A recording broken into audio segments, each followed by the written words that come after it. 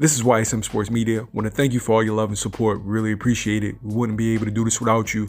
Go ahead and hit that subscribe button right now and click the notification button for all future content. We are live here with Cleo Floyd, Esquire, and my man JR from the Boxing Source. Cleo, tell me about yourself, man. Yeah, man.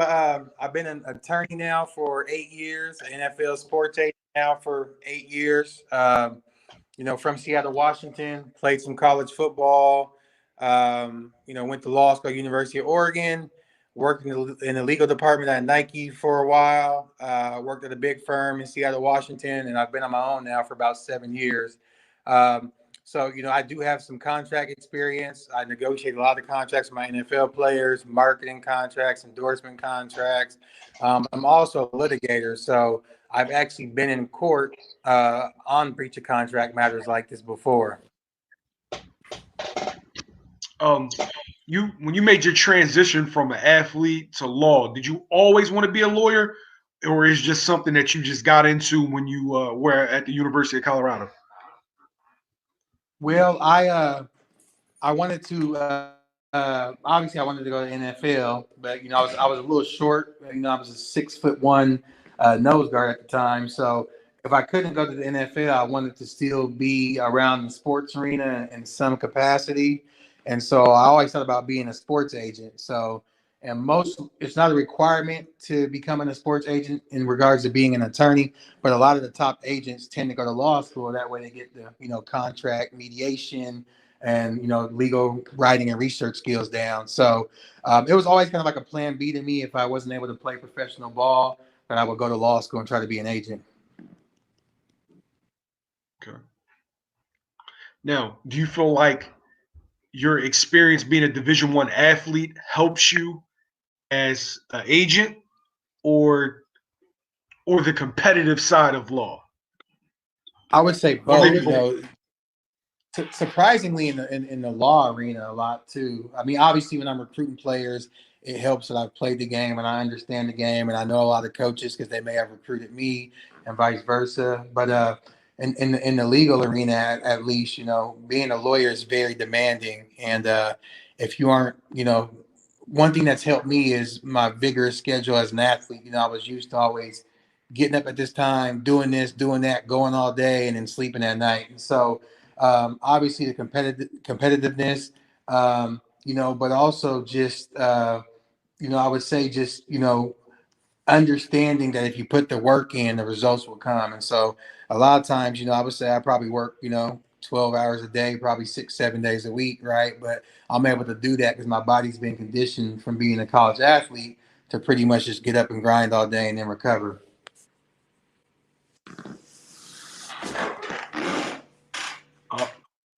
What's your agency called? I didn't ask you that. Well, I do an agency. I work out of my own law office, so all my clients are technically represented under my umbrella, right? So my law practice, 90% of what I do is personal injury.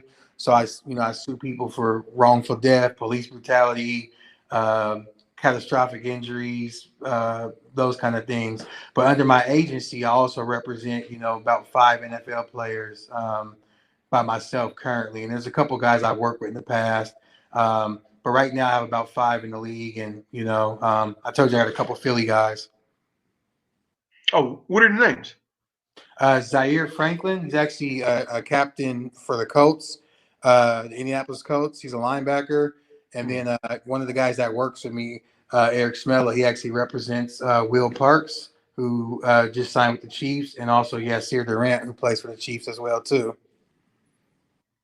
Do you think it's easier for athletes to relate to you, being that you're not, like a pencil geek, that you're a guy that...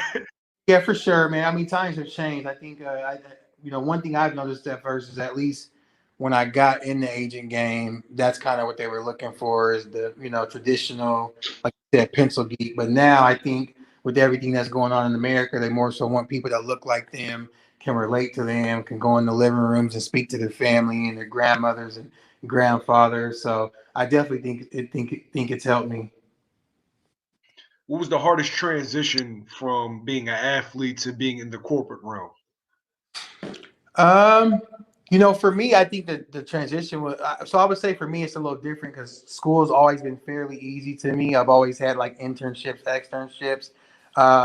So for me at least, I didn't really notice like any kind of tough transition. I pretty much just took that work ethic and the ability to be a team player, and my transition was pretty much smooth. So I didn't really have any. I know some guys have difficulties, but for me, I didn't really have that. All right. So last question pertaining to your agency. Do you feel as though college athletes need to be You cut out a bit. said? Do you feel as though college athletes need to be and should be paid? Man, that's a tough one. I would say I'm not sure they need to be paid. I think it's unfair that the NCAA capitalizes and all these corporations capitalize. I think at the very least something more needs to be done than just a traditional scholarship where they're getting their school paid for, because they are bringing in so much revenue. So I think some sort of revenue share, but also like I realize that dishing out money to players isn't always going to be the easiest thing. So I would say at the very least they need to um, maybe pay for their masters, or set up some sort of fund that once they do graduate or their eligibility's up, that they have a nice lump sum. So I definitely need to have to figure out a way to even the playing field to make things fair. So University of Colorado, University of Texas, El Paso, right here. You're So in Texas El Paso, huh? yeah, that's me. That's what's up.